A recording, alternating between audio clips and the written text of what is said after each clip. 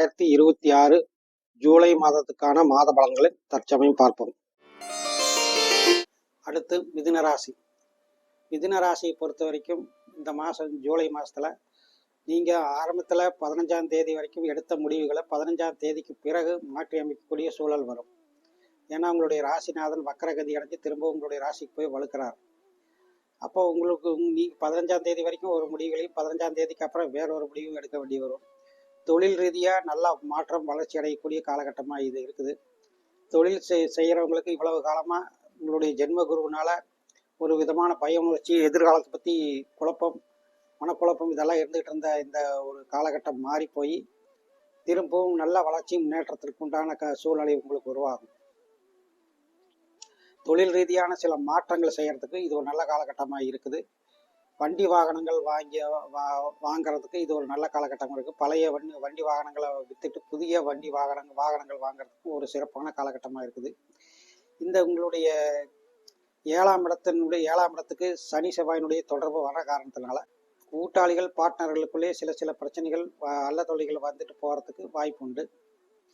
சில பேர் பழைய கூட்டாளி வேண்டான்ட்டு புதிய கூட்டாளிகளை சேர்த்து கொள்ளக்கூடிய அமைப்பு உண்டு. சில பேர் தனியாக தொழில் செய்ய போகிறேன்னு சொல்லி இப்போ கூட்டு வேணால் தனியாக போகிறேன்னு சொல்லி போய் பிரிஞ்சு போகிறதுக்கான அமைப்புகளும் இந்த வாரத்தில் ஏற்படக்கூடிய வாய்ப்பு உண்டு. கணவன் மனைவி உறவுகளுக்குள்ளேயே சில சிக்கல்கள் பிரச்சனைகள் சரியாகும். அதே மாதிரி உங்களுடைய அன்றாடம் பொதுமக்கள் தொடர்புள்ள தொழில்கள் செய்கிறவங்களுக்கு இந்த மாதத்தில் கொஞ்சம் கவனமாக எச்சரிக்கையாக இருக்கிறது நல்லது. உங்களுடைய வாடிக்கையாளர்களிடையே வீண் சச்சரவுகள் பிரச்சனைகள் எதுவும் செய்யாமல் இருக்கிறது நல்லது. அவங்கள கொஞ்சம் அனுசரித்து போகிறது நல்லது. உங்கள்கிட்ட இருந்த வாடிக்கையாளர்கள் உங்கள்கிட்ட இருந்து விலகி போகக்கூடிய தன்மைகள் இந்த மாதத்தில் இருக்கக்கூடிய வாய்ப்புகள் இருக்கிறது. ஏற்கனவே பழைய வாடிக்கையாளர்கள் உங்களுக்கு பிரச்சனை தந்துட்டு இருக்கக்கூடிய வாடிக்கையாளர்களாக இருந்தால் அவங்கள வேண்டான்னு நீங்களே சொல்லிடலாம், ஒன்றும் பிரச்சனை இல்லை. பணவரஸ்தானம் நல்லா வலுவாக இருக்கிறனால பணவரவு நல்லா சிறப்பாகவே இருக்கிறதுக்கான வாய்ப்பு உண்டு. உங்களுக்கு இந்த மாதத்தின் பிற்பகுதியில் குழந்தைகளால் வீண் செலவுகள், உங்களுக்கு பூர்வீக சொத்துக்களால் வீண் செலவுகள் போன்றவை ஏற்படுறதுக்கு வாய்ப்புகளும் சந்தர்ப்பங்களும் உண்டு. குழந்தைகளின் கல்வி செலவுக்காக அதிகப்படியான செலவுகள் செய்யறதுக்கான வாய்ப்புகளும் சந்தர்ப்பங்களும் ஏற்படக்கூடிய காலகட்டமாக இது இருக்குது. உங்களுக்கு 3ஆம் இடத்துல சுக்கிரன் மாறி செவ்வாயினுடைய தொடர்பு கிடைக்கிற காரணத்தினால இந்த செவ்வாயினுடைய தொடர்பு எந்த கிரகத்துக்கு கிடைச்சாலும் மிதுன ராசிக்கு அவ்வளவு சிறப்பாக இருக்காது. இல்லை 5 12 செவ்வாயினுடைய தொடர்பு கிடைக்கும் போது உங்களுக்கு சில வீண் செலவுகள், வீண் மனக்குழப்பம், வீண் அலைச்சல், அவசரமாக எதையாவது செய்துட்டு திரும்ப மாற்றி அமைப்பது மாதிரியான சூழ்நிலைகள் வரும்.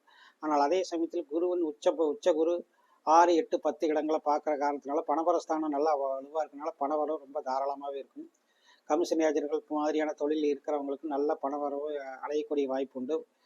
பொருள் வரவு இருக்கும்போது என்ன பிரச்சனை, உங்களுக்கு மனசுக்குள்ள நல்ல தைரியம் தன்னம்பிக்கை வரும். சில குளறுபடிகள் வந்தாலுமே கூட குழந்தைகளாலும் சில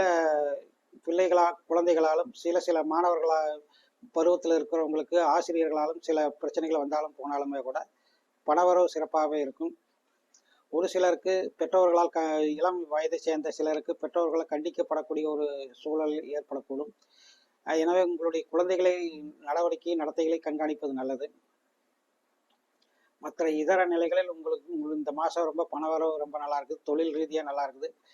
வாடிக்கையாளர்கள் கொஞ்சம் அனுசரித்து நடந்துக்கிறது ரொம்ப நல்லதாக இருக்குது இந்த மாதத்தில். இப்போ அன்றாடம் அதாவது பொதுமக்கள் தொடர்புள்ள தொழிலில் இருக்கிறவங்க மற்றவங்கள்ட்ட வாக்குவாதம் பண்ணாமல் இருந்தால் இந்த மாதம் ரொம்ப சிறப்பாகவே இருக்கும். இந்த மாதத்தில் ஜூலை 2, 3, 2 தேதிகளுமே உங்களுக்கு சந்திராஷ்டமம். எனவே சந்திராஷ்டம நாளில் கவனத்துடன் செயல்படுவது ரொம்ப நல்லது. நன்றி.